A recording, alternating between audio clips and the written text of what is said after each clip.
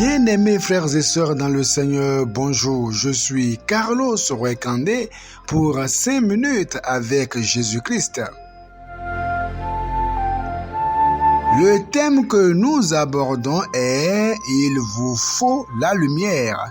Il vous faut la lumière. Dans Genèse chapitre 1, verset 1, nous lisons « Au commencement, Dieu créa les cieux et la terre. La terre était informe et vide. Il y avait des ténèbres à la surface de l'abîme et l'Esprit de Dieu se mouvait au-dessus des eaux. Dieu dit que la lumière soit et la lumière fut. Dieu vit que la lumière était bonne et Dieu sépara la lumière d'avec les ténèbres. Dieu appela la lumière jour et il appela les ténèbres nuit.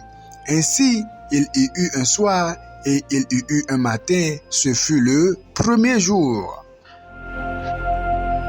Bien-aimés frères et sœurs dans le Seigneur, nous voyons clairement qu'au commencement, la terre n'avait pas de forme, elle était vide.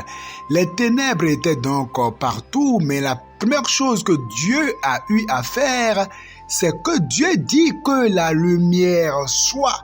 La lumière était la première chose que Dieu fit.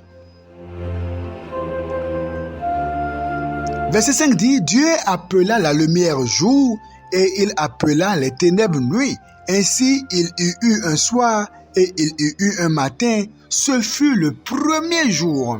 Bien-aimés dans le Seigneur, si vous venez dans ce monde, qui que vous êtes, eh bien, quel que soit votre rang social, quel que soit votre titre, votre position, vos diplômes, votre beauté, eh bien, la première chose dont vous avez besoin dans ce monde, c'est la lumière de Dieu, la lumière divine.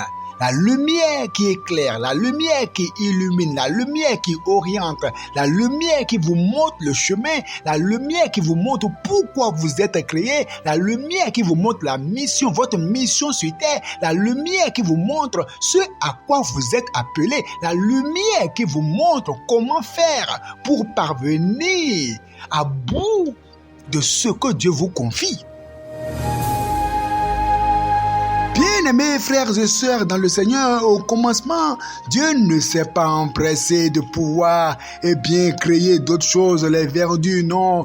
Dieu a d'abord dit que la lumière soit. La chose dont vous avez besoin actuellement, c'est la lumière de Dieu dans votre vie afin que vous puissiez être éclairés, que vous puissiez comprendre que le salaire du péché, c'est la mort, mais que le don gratuit de Dieu, c'est la vie éternelle en Jésus-Christ, notre Seigneur. Jean 8, verset 12 dit, Jésus leur parla de nouveau et dit, « Je suis la lumière du monde.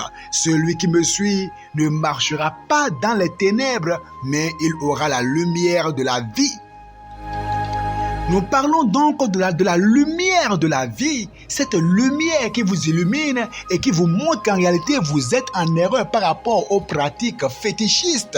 La lumière qui vous illumine et qui vous montre que vous êtes en erreur par rapport à ce que vous adorez, par rapport à ce que vous faites, parce que nombreux sont dans l'idolâtrie et pensent pourtant qu'ils sont éclairés, qu'ils sont illuminés, ils sont dans des hérésies. Il vous faut la lumière de vie, la lumière de vie qu'est Jésus-Christ, afin que vous sachiez que vous êtes sur une mauvaise pente et que vous puissiez vous en détourner.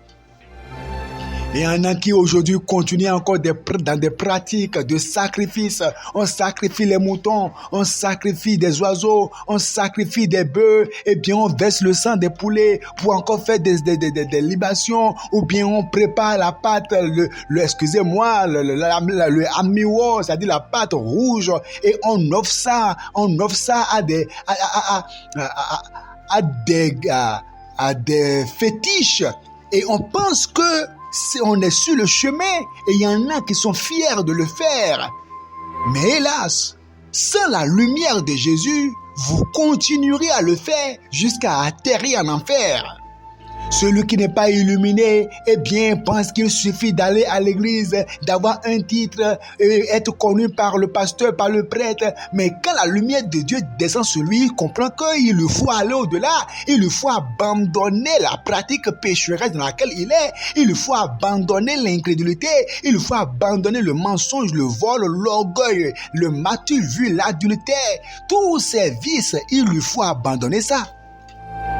Il vous faut la lumière. Quand la lumière de Dieu descend dans votre vie, c'est alors que votre vie prend forme. Et maintenant, vous comprenez pourquoi vous vivez. Vous comprenez ce à quoi sert l'argent. Lorsque la lumière de Dieu descend dans votre vie, votre centre d'intérêt change.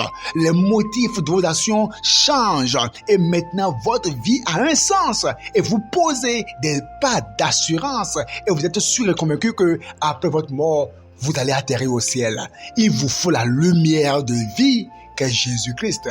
Acceptez-le maintenant en vous repentant. Que le Seigneur bénisse.